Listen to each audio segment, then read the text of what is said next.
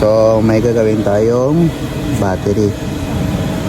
Ibabalik ni sir yung battery head. Ayan, walang battery head.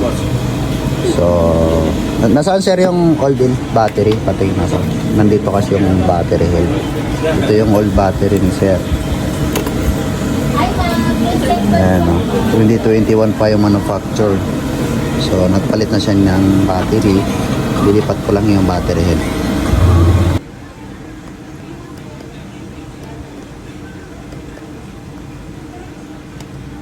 Isa lang ba?